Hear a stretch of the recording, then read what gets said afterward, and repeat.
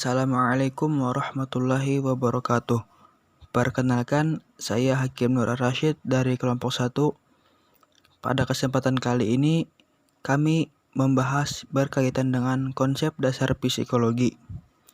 Konsep dasar psikologi pada dasarnya mengulas banyak subbab, mulai mengulas tentang sejarah psikologi, pengenalan psikologi ruang lingkup, dan manfaat mempelajari psikologi itu sendiri. Sejarah psikologi.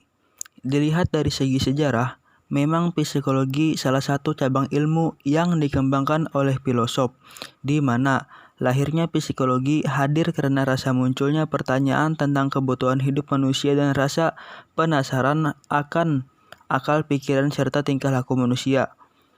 Itu sebabnya ilmu psikologi lebih sering dikaitkan dengan kehidupan organisme manusia. Selanjutnya, definisi psikologi. Pengertian psikologi itu sendiri. Istilah lama, psikologi sebagai ilmu jiwa menurut Greek.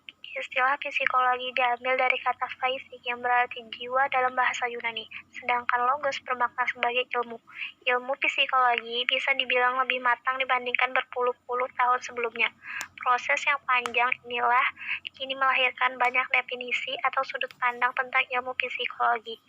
Seperti yang dipendapatkan oleh Bruno 1987 yang menegaskan bahwa ilmu psikologi terbagi menjadi 3 bagian yang sebenarnya saling berhubungan, yaitu terdapat psikologi adalah studi yang mempelajari ruh, kedua yaitu psikologi sebagai cabang ilmu yang mempelajari kehidupan mental, dan yang terakhir, psikologi sebagai cabang ilmu yang mempelajari tingkah laku organisme. Perbedaan jiwa dan nyawa.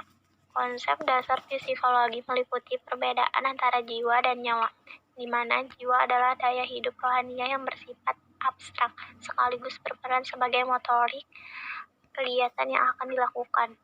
Tentu saja yang dilakukan semuanya dari hasil proses belajar, sedangkan nyawa sebagai daya jasmaniah yang bergantung pada hidup jasmani yang kemudian menimbulkan perbuatan badaniah yang juga ditimbulkan lewat belajar juga. Selanjutnya, objek psikologi. Objek psikologi mempelajari gejala yang nantinya akan menimbulkan perilaku. Objek psikologi inilah nantinya akan dibagi menjadi beberapa klasifikasi. Pertama, gejala pengenalan atau kognitif, yang akan mempelajari tentang pengamatan, fantasi, tanggapan, ingatan, kecerdasan, asosiasi, dan berpikir. Kedua, gejala perasaan atau yang disebut dengan afektif. Gejala afektif dibagi menjadi 2 macam, yaitu perasaan jasmaniah dan perasaan rohaniah. Ketiga, gejala kehendak atau psikomotor atau konotif pun juga akan terbagi menjadi beberapa sub seperti motif.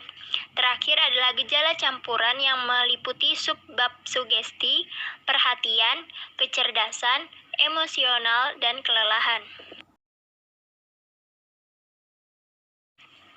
Manfaat mempelajari psikologi. Manfaat mempelajari psikologi diantaranya menguasai dan mempelajari tentang gejala jiwa, mempelajari tingkah laku manusia secara umum dan secara khusus. Setidaknya, dengan menguasai dan memahami konsep dasar psikologi, ia akan memudahkan kita dalam menganalisis seseorang ataupun menilai diri sendiri dengan baik. Adapun manfaat lain, mempelajari konsep dasar psikologi dalam kehidupan sehari-hari, ada 2 bentuk kemanfaatan, yaitu manfaat psikologi teoritis. Psikologi teoritis salah satu ilmu yang tidak hanya mempelajari kejiwaan dan mempelajari gejala seseorang. Ruang lingkup psikologi dapat dilihat dari ruang lingkupnya. Psikologi memiliki beberapa poin. Di antaranya dapat dilihat dari segi objek penyelidikan, yang kemudian akan dibagi menjadi 2 hal. Pertama, psikologi umum. Ruang lingkup psikologi umum itu sendiri dilihat dari objeknya merupakan kegiatan seseorang, baik itu anak-anak, orang dewasa, dalam menjalankan aktivitas psikis. Psikologi umum mencoba mendefinisikan dan menguraikan sesuatu. hal yang sifatnya umum, misalnya mempelajari sifat dan kewajiban manusia atau orang. Ruang lingkup psikologi yang kedua adalah psikologi khusus. Psikologi khusus adalah ilmu jiwa yang mempelajari sifat khusus. Misalnya, ilmu yang mengamati sifat unik yang ada di dalam diri manusia. Asas penyelidikan psikologi. Asas penyelidikan ini dibagi menjadi beberapa hal, mulai dari asas psikologi filsafat, mengkaji bagaimana hakikat wujud manusia, psikologi daya, mengkaji kemampuan jiwa seseorang, dan psikologi asosiasi. Psikologi asosiasi adalah penyelidikan yang berasaskan pada tanggapan manusia itu seperti apa dan bagaimana.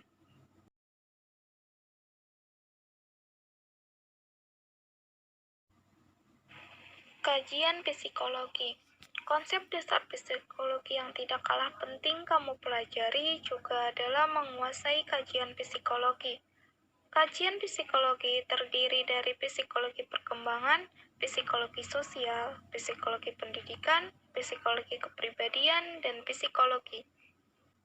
Nah, mungkin itu saja penyampaian dari kami dari materi yang kami bahas, yaitu yang berjudul konsep psikologi. Apabila ada kata-kata yang kurang enak didengar atau kata-kata yang salah, kurang lebihnya mohon maaf. Wabillahi taufiq wal hidayah, waridho wal inayah. Assalamualaikum warahmatullahi wabarakatuh.